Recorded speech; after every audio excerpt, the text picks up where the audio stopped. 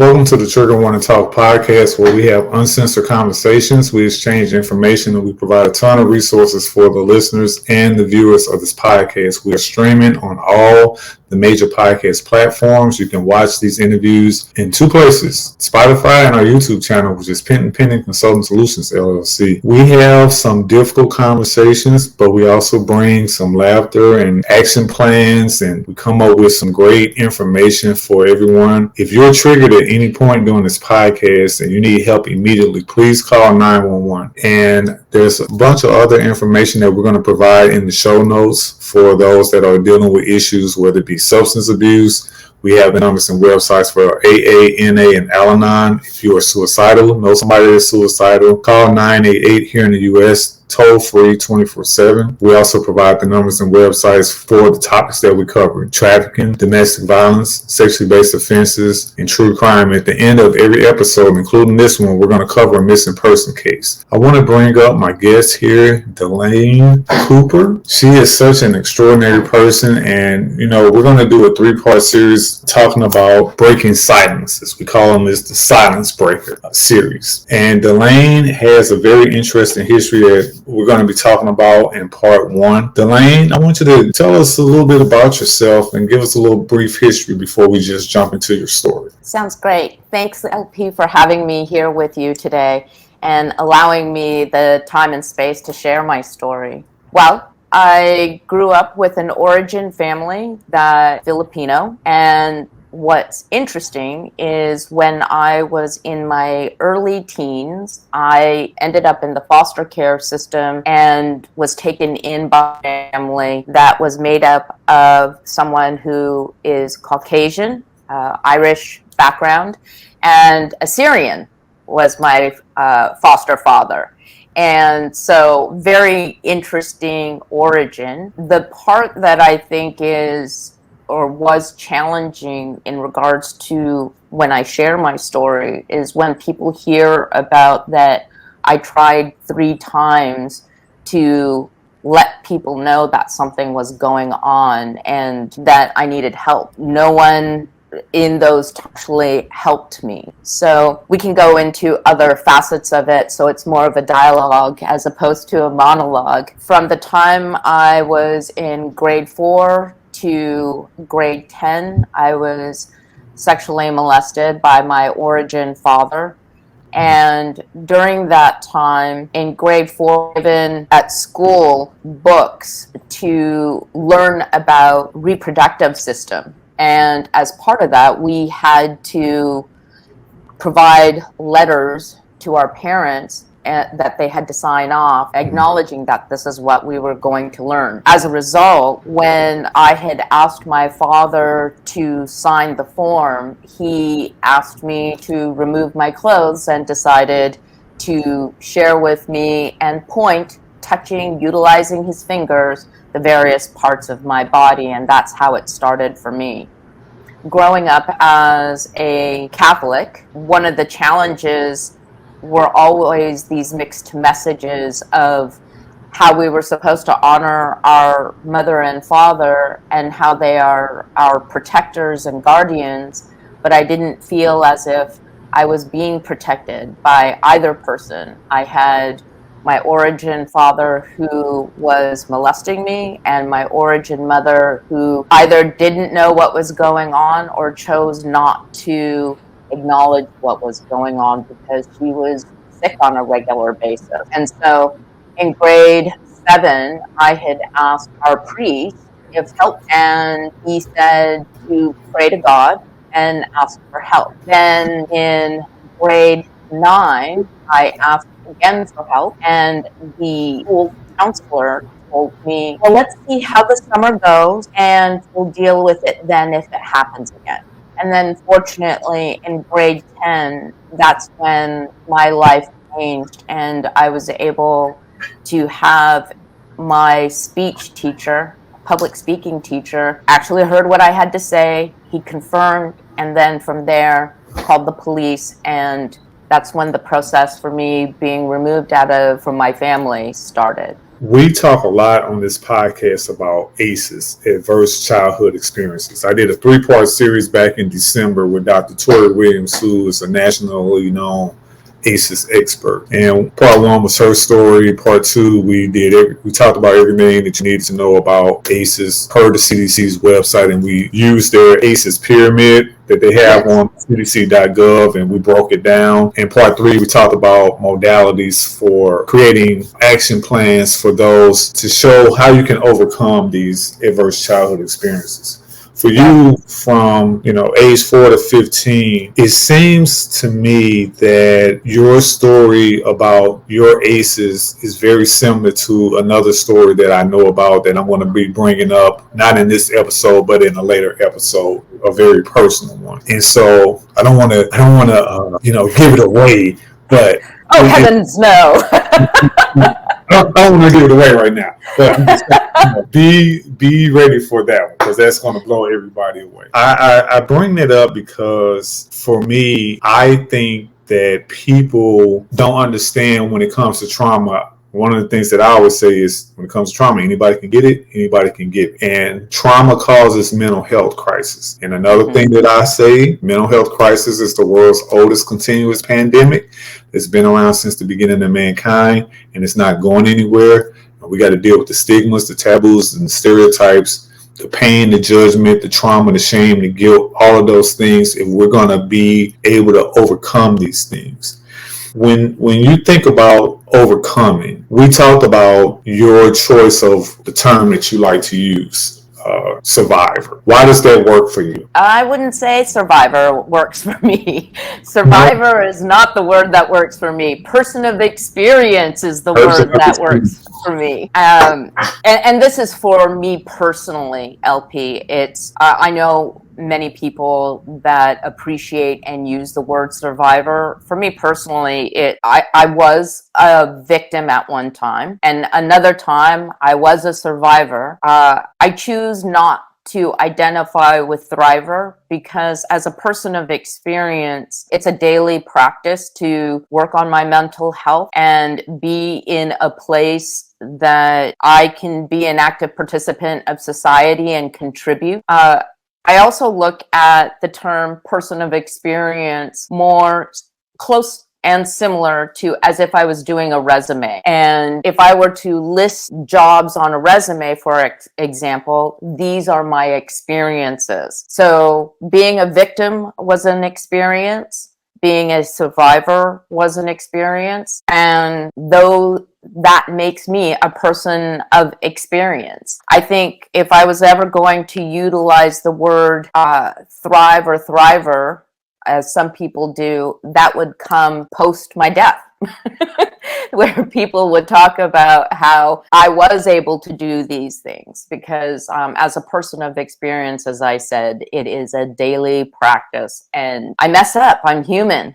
I sometimes have moments where my trauma takes over my day, or an hour, or sometimes it leads me into a dark place for several weeks, and it takes everything for me to get out of it.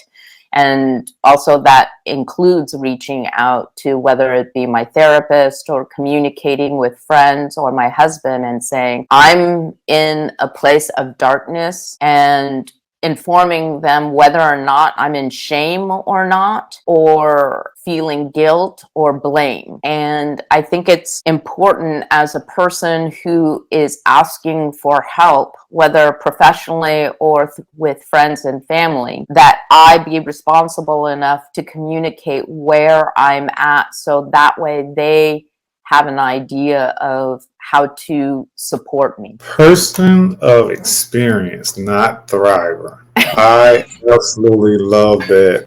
And I had it written down back. Okay.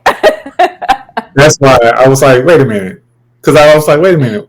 I don't remember it being that way, but I wrote it down that way. So I'm like, let me just put it out there. And if it's right, I'm good. If not, she's going to correct me. And I'm good with that.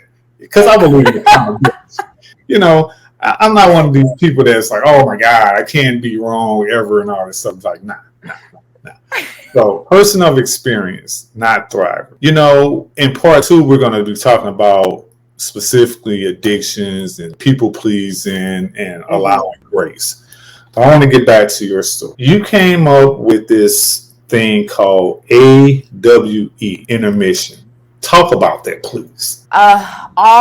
So it's activate well-being experiences is what it means. And similar to in the theater, taking an intermission. And this started off as a result of a conversation with a friend in Texas who is a person of experience as well. And we were discussing how the various parent holidays, when parents are celebrated, such as Mother's Day or Father's Day, can be triggering for individuals such as ourselves, who are people of experience from childhood trauma, in particular childhood sexual abuse.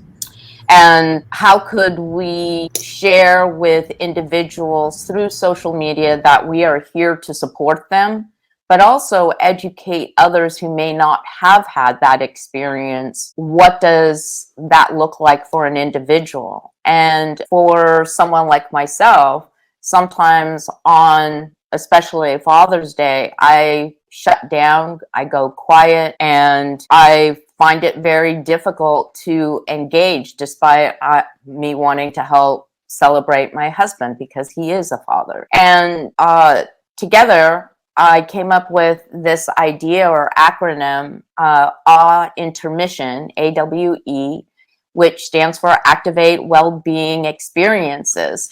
And take an intermission from Mother or Father's Day or Thanksgiving, which are family holidays, because sometimes being around whole families can be triggering.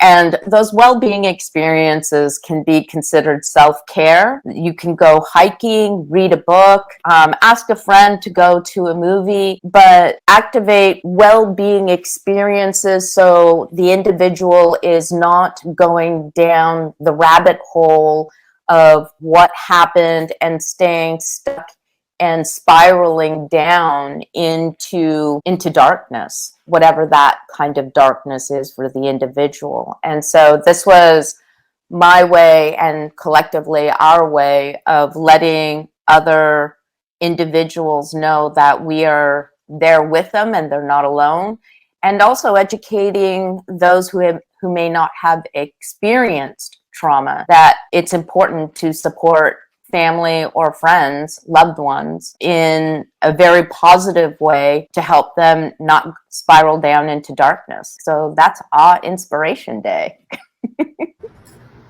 I love that. I absolutely love that. When I think about it's very unique, but it's simplistic at the same time. And I love simplicity. I'm actually a person that enjoys oversimplification, because I think a lot of times people, they want to be so much of a brainiac and they want to sound so smart and they want to sound like everybody wants to be a TED talker. That's something I'm working on. But everybody wants to be a TED talker and everybody wants to have an audience. And I think that a lot of times when we're speaking and we're talking about subjects, especially things like adverse childhood experiences or traumas at whatever age, we want to sound so intelligent and we want to sound competent. And I think that what you have created is beautiful, because I can sit down and talk to my children and say, let's talk about adverse childhood experiences. I'm going to start with me. I want to tell you about the things that your dad went through as a kid, whether it was with the scarring on my face from an infection that I got at the age of 2, whether it was from the bullying that I got because of the scarring on my face, whether it was because I didn't have my biological father in my life. So I can go on and on and on, growing up in poverty, living in the projects as a preteen. I could talk about these things in great detail with being simplistic at the same time, because it can be overwhelming. We're not trying to do or striving to do a dissertation. We just want to get the information out, and we want to have a clear, concise message to those, because we want the same reciprocity. I want you to be able to talk to me in plain language. I I want you to be able to talk to me in simple terms. I want to make it where you don't feel like you have to be standing in front of a crowd giving this glorious speech or anything like that. It should be very straightforward, uncensored conversations. I always told the kids, you can come to me about anything, good, bad, ugly, and or indifferent, as long as you do it with respect. I will give you all the time in the world that you need to tell me about whatever you want to share with me, and vice versa. We talk about not only ACEs, but we talk about dissociation. Talk to us about that. Dissociation started early for me, as it does for many. For me, dissociation was a first night that my origin father invaded my body. And what happened was, it's interesting how the mind can do things to keep us safe. And what I recall was, in my dream, I left my body, and it was absolutely beautiful. I was asked to be a conductor, put out his hand to me, invited me to get on a train. I got on the train, and it was a beautiful old style train with velvet chairs, and I was the only one in it. And he said, take a seat wherever you want. And the train started going. And as the train was leaving the land, of course this is in a dream, so this only makes sense in a dream, the train was riding along the wide water. And off to the end, or the edge of the horizon, I could see land. And what was beautiful was this incredible experience of dolphins jumping out of the water next alongside of the train, so I could see it.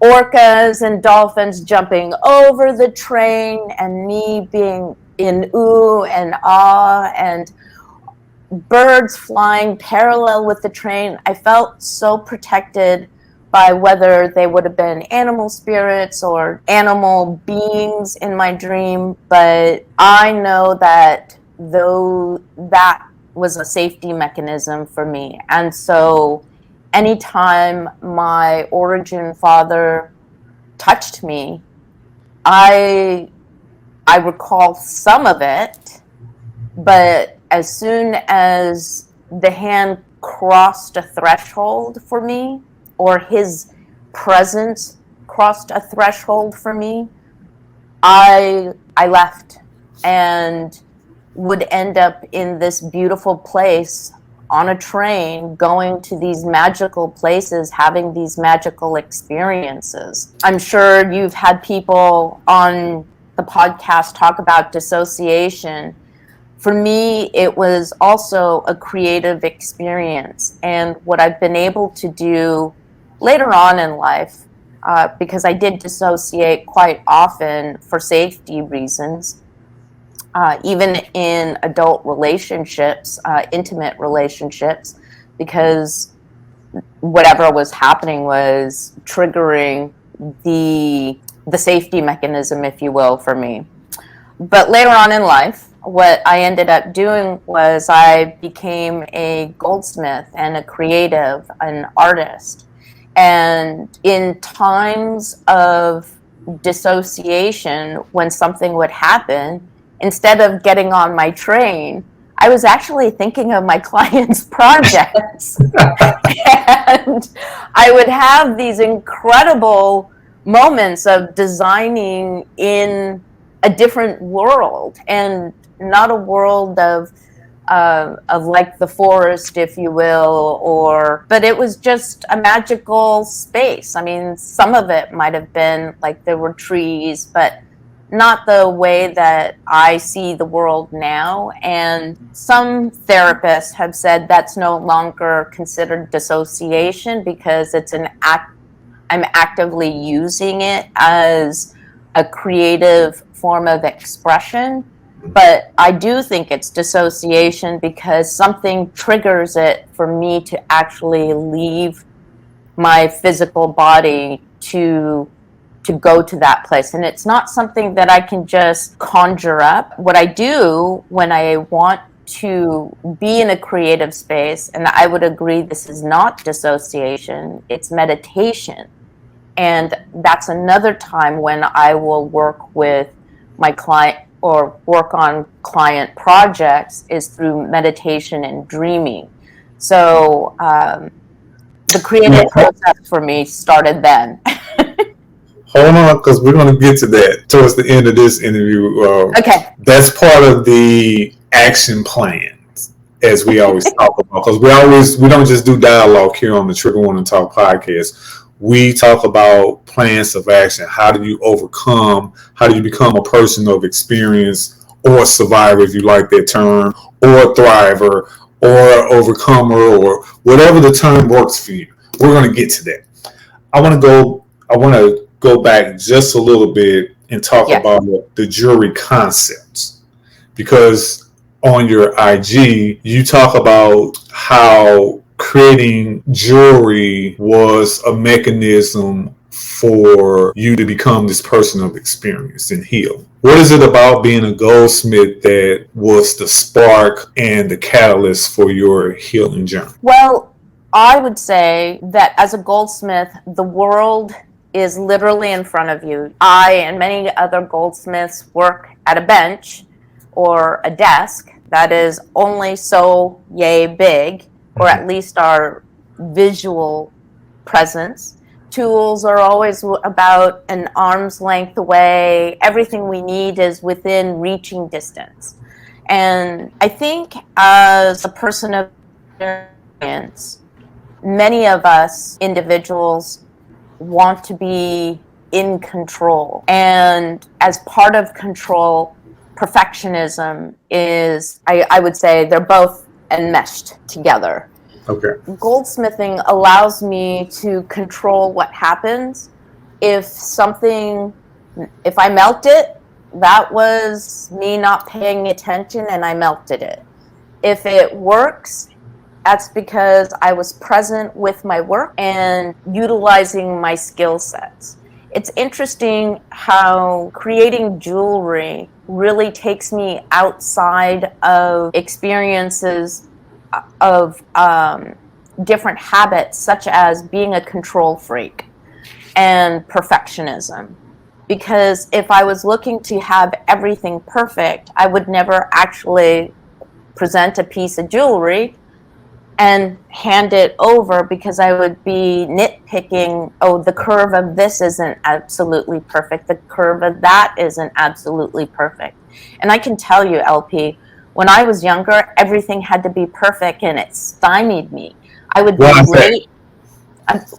Why is that? Because I wanted to be, growing up as a Catholic and knowing that I had this shame of being used by my origin father. My perfection was a way to express myself outwardly that I was clean. And that was also a form of controlling the message that I was a good, clean person and Catholic. And so if I was in school, what was unfortunate was because my origin father came into my room late at night. Here I am in grade 5 or 6, 7, 8, and I would not fall asleep at night. So I had lack of sleep because I'm, anticipating what's going to happen at night. Yes. And teachers used to say to my origin parents, your daughter has so much promise. If she would just apply herself. It's difficult to apply yourself as a child when lack of sleep, when you don't know when the next event is going to happen. And how am I supposed to actually produce homework or do homework when I was also responsible for being a caregiver to my origin brother who was younger than I am, taking care of the house and cooking. My origin mother was sick a lot, and so having to cook for her. And once again, coming full circle, goldsmithing helped me overcome that idea of control and perfectionism, because when I was a kid, I was vigilant. I wanted to make sure the message was, and I controlled the message to be as the perfect little Catholic girl that I could be. We got so much in common because your brother LP, when I was young, I went to Catholic school from first grade to sixth grade. Matter of fact, I just got a gift in the mail and I got it right here on my desk. This is St. Martin de Porres. Okay. He's the patron saint of the broom. That's why he's holding his broom. And he's a Latinx man from Lima, Peru. He was born in the 1500s. And this Catholic school was on the west side of St. Louis City, an all-black Catholic school.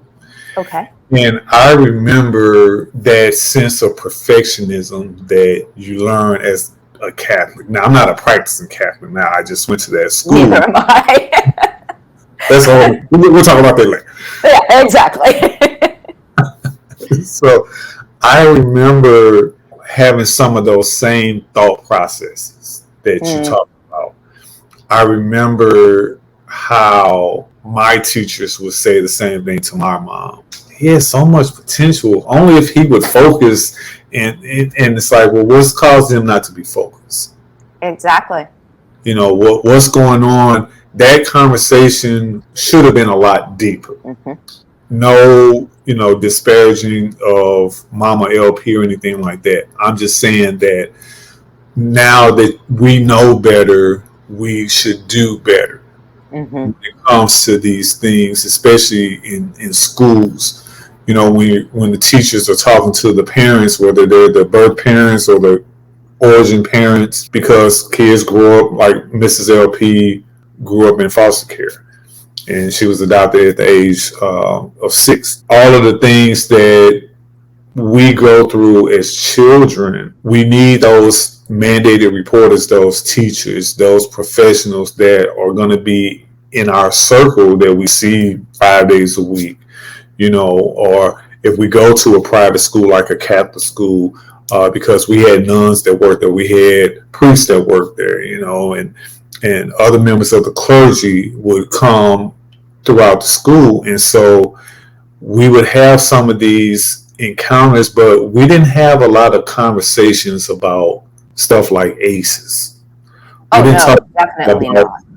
I don't remember a single conversation that I had officially in school about trauma, unless it was something that I brought to the table, right, about stuff that was happening to me with the bullying and different things like that.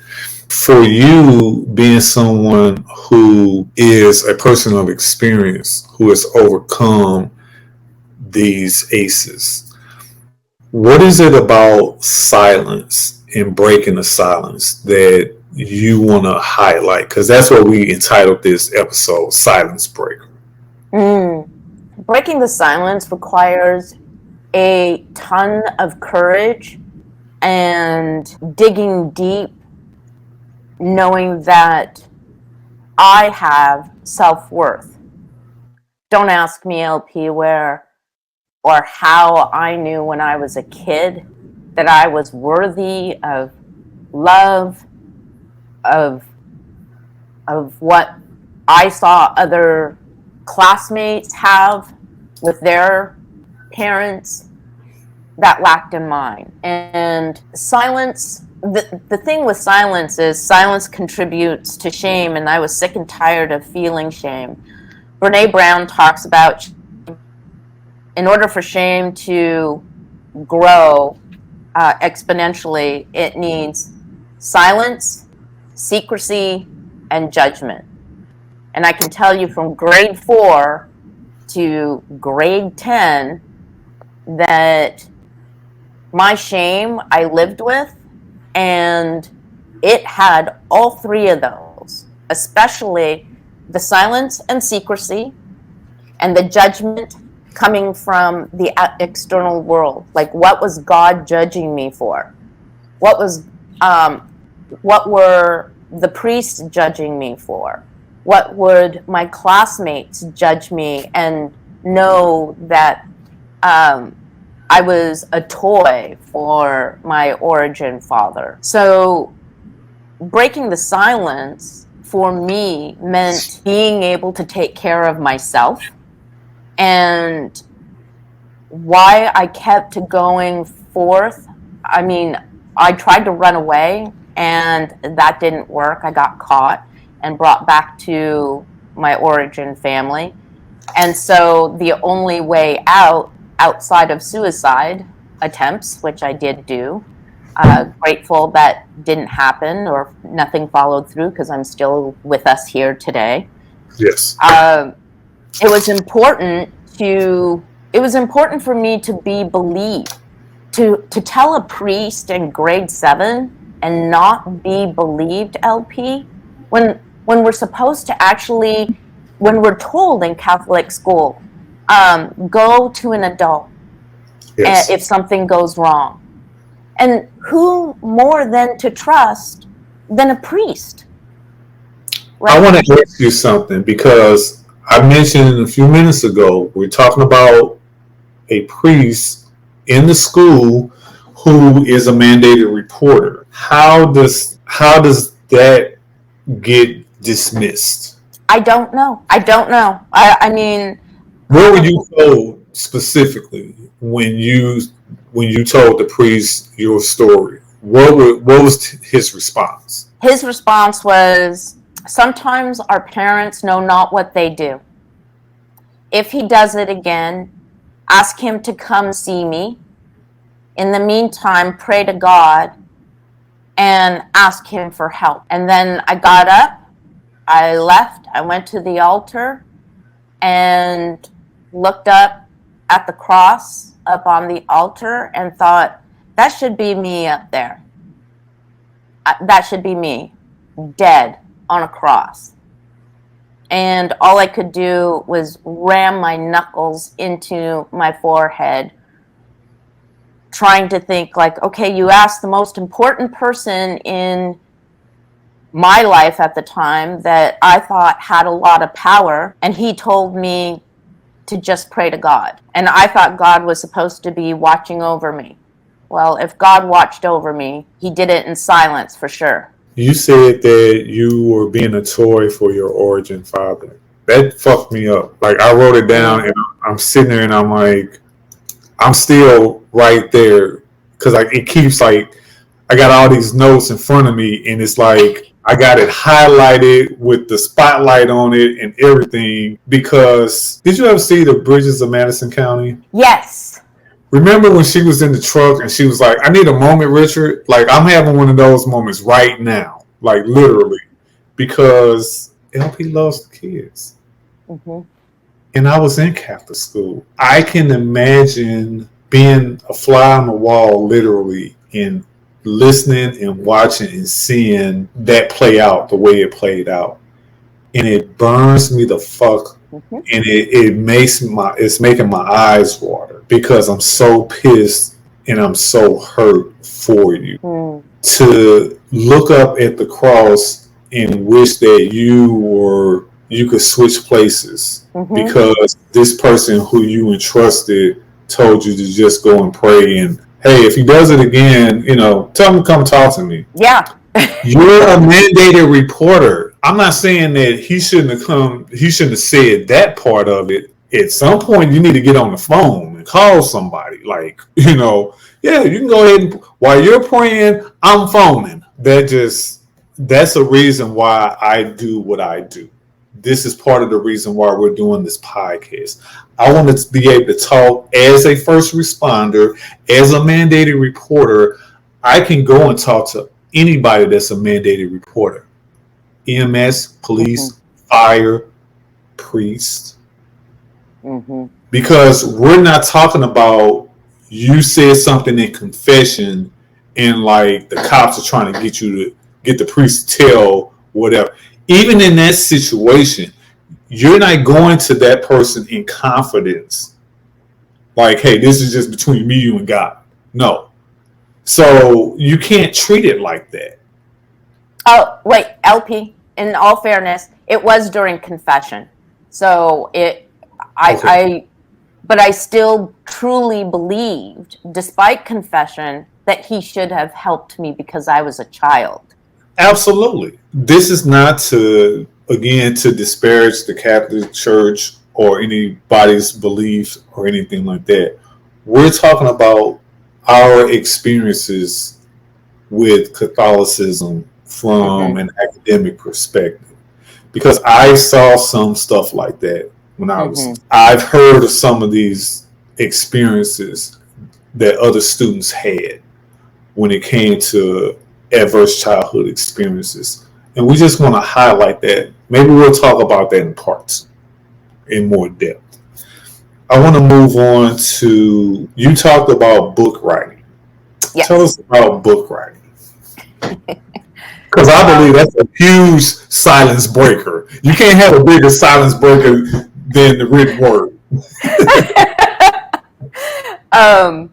So as a person who tells people's story through jewelry, when I do it, I actually write a story to go with that piece of jewelry. And the stories that go with the jewelry are anywhere between 1 to 10 pages long. And several years ago, it occurred to me, I was in the basement of the house working on a piece of jewelry, and I have this project in my head about, if I can do this with people's jewelry, I should tell the story of 12 individuals, kind of like this 12 Stations of the Cross, 12 apostles, growing up Catholic, and tell the story of 12 individuals and their childhood trauma through jewelry, writing their story. So then, as part of the fundraiser, I ended up doing these particular talks called Breaking the Silence. And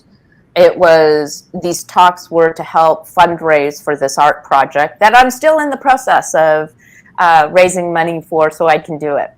Okay. And hence, what ended up happening was writing the book, because writing a book, sharing my story in the way that I did, the book is a vehicle for this fundraiser to create this art project.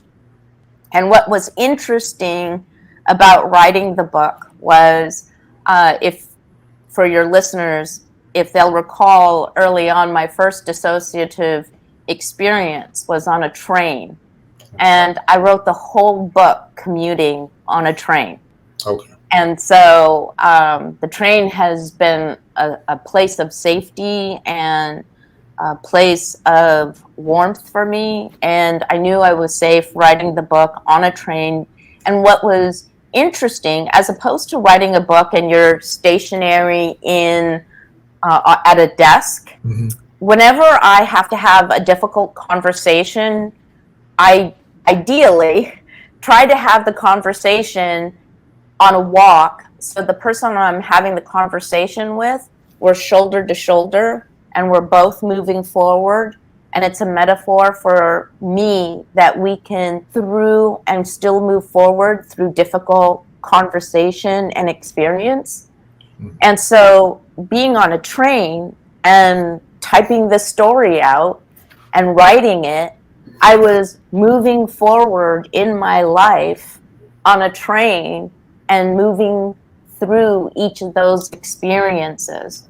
And so, yes, Breaking the Silence was writing this book for me, and it has been an incredible experience. The individuals who make the conscious choice to read the book, people of experience, and those who are not of experience, I think are very courageous people, because it takes courage to read a person's life, one of trauma.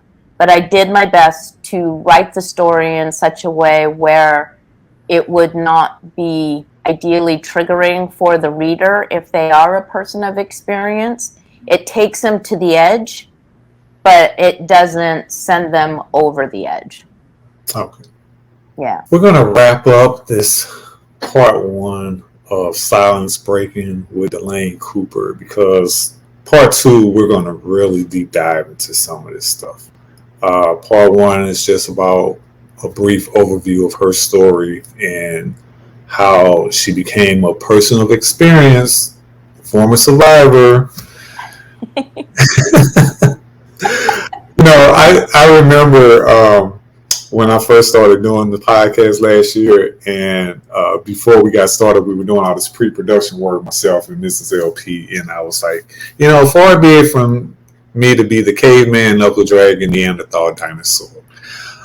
What should I use as a foundation word? Because I know victim just sounds bad. And she said, yeah, you should only use the word victim in 2 instances, whether the person has to be dead or you're talking about the crime itself. Now, I've interviewed one person that actually called herself a victim. She broke it down and went all into it. And I always ask the guests what word works for them, because I want to be respectful, just like using pronouns and different things like that. Correct. Everybody, for the most part, has said survivor, but everybody has gone into a great breakdown of why their particular word works for them, including a woman that said victim. She said, you talk about dealing with stigmas and stereotypes and taboos all the time, LP. I want to take the power away from victim or the power of shame from the word victim, and I want it to be empowering because you were victimized. Your origin father, you were victimized by your biological family member, or you were victimized by this intimate partner, you were victimized by this stranger, or whomever. You were victimized by your priest. You were victimized by this mandated reporter who had the power and the responsibility and the damn authority to make the call. Mm-hmm. I want to thank you so much for your candor and your compassion and your courage for coming on the Trigger Want to Talk podcast, Delane. I got one more question I want to ask you before we wrap up. Sure. If you can write a letter or an email to your younger self when you were a minor, at whatever age, to little Delane, what would you say? Continue to believe in you, because that's the only person you can trust. Wow, I love that. I want to write a book of the answers because I ask people that question all the time. It's like all the guests, I give them the same question, and it's just sometimes it brings me to tears when I listen in the editing process. When I listen to the answers, the work that you're doing with the jewelry making, being a goldsmith. How long did it take you to become a goldsmith? I know I said that was my last question, but I'm just going to look. We're going to be here no more than an hour. We're at the 50-minute mark, so we're good. I'll make it up fast. When I was a foster child, I had some experience with my foster mother's friends who were goldsmiths. And so I had a foundation through them.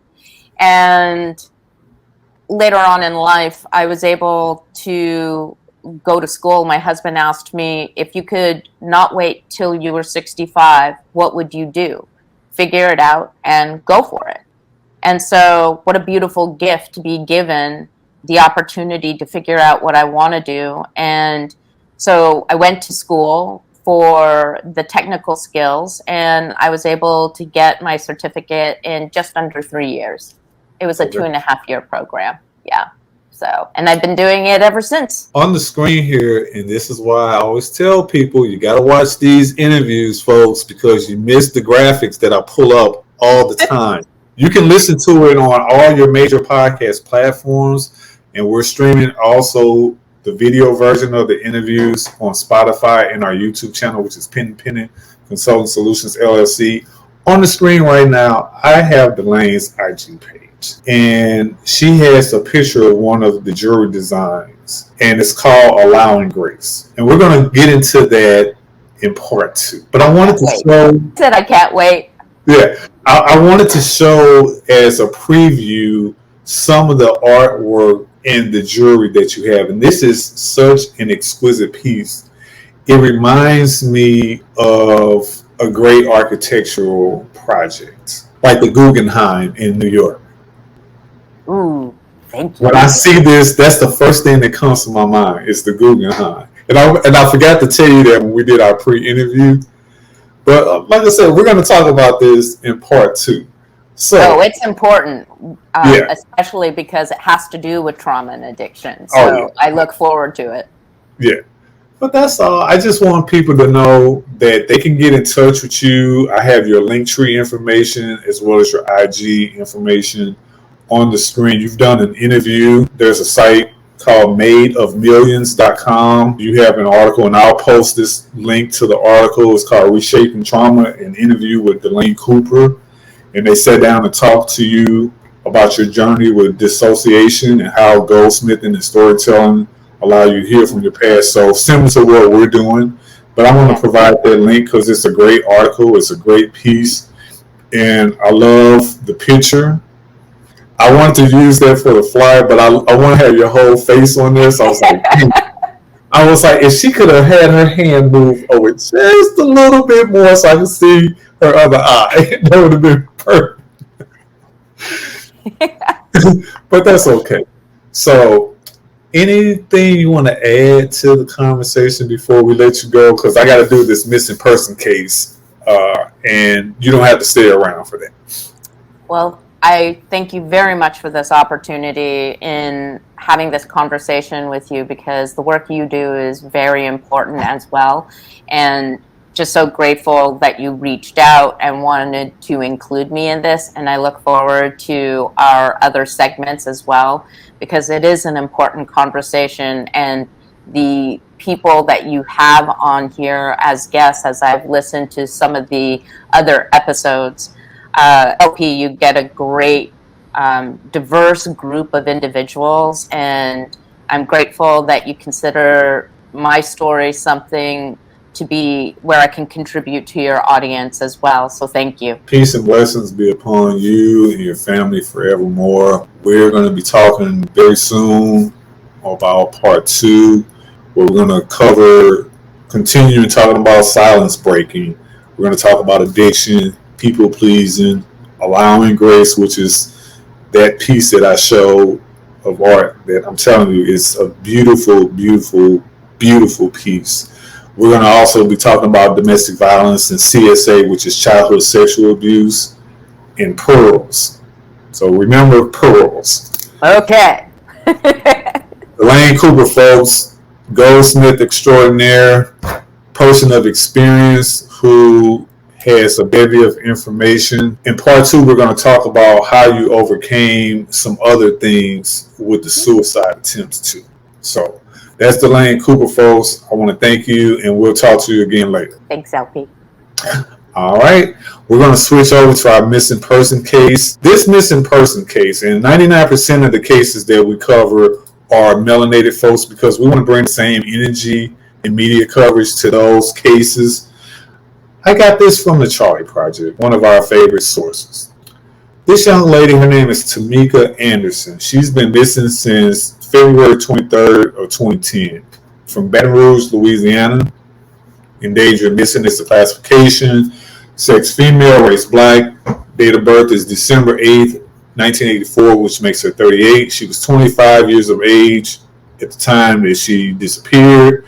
Her height and weight is 5'1", 150 to 165 pounds. Distinguishing characteristics: African American female, black hair, hazel eyes. Anderson's nickname is Keisha. Kind of spelled like the artist Kesha, so Kesha. So I hope she pronounces it one way or the other. She has the following tats: a flower on her upper arm, the name Malik on her upper right arm, a portrait of her mom on her upper right arm, and 5 stars on the right side of her neck. Her ears are pierced. So they got a very short detail of her disappearance. Basically, they said that she was last seen at the ATM at Telco Federal Credit Union on Telco Boulevard. She withdrew $1,000 in cash, She planned to go use the money to buy a car from a man in the Galvez, Louisiana area. She talked on the phone to several people while she was on the way there. She never bought the vehicle and has never been heard from again. Anderson has 2 sons, and her family describes her as a devoted parent who wouldn't have abandoned them. She also left behind all of her belongings, including her clothes and her cell phone charger. Little information is available on her case. If you have any information about the whereabouts, good, bad, ugly, or indifferent, about Miss TAMEKA Anderson, contact the Baton Rouge Police Department at 914-737-7171. Again, any information about the whereabouts, good, bad, ugly, or indifferent, about TAMEKA Anderson, contact Baton Rouge PD, 914-737-7171. In this story, and I'll provide the link to this Charlie Project story about Miss Anderson, there's some other sources for her. If you want more information about her story, you can go to the Louisiana Repository for Unidentified and Missing People, Black and Missing Incorporated. I got a project coming up with them this year. WBRZ 2, the number 2, WFAB 9, which is the number 9, and TV 1, and that's TVONE. Those links are in the link of this story from the Charlie Project. And in closing, as I always tell people, live in awareness, never live in fear. Take a CPR first aid, stop the bleed class, because I want you to be an immediate responder. It's not a matter of if, but when and where an emergency is going to happen, especially in these real times with these violent critical incidents. You may not be able to get police, fire, and EMS to make physical contact with you based upon the threat. So you need to be able to be skilled enough to do CPR and know how to use an AED and stop somebody from choking and different things like that. Because I just saw a story the other day about a kid who choked to death because nobody knew how to do the Heimlich maneuver, or didn't know how to get the foreign body airway obstruction out of his airway. And so these are things that I teach as a certified BLS CPR instructor, as well as a Stop the Bleed instructor trainer. And in closing, I want you to remember that mental health crisis is the world's oldest continuous pandemic that's been around since the beginning of mankind, and it's not going anywhere. Take care of yourself. We'll be back for part 2 very soon. LP out.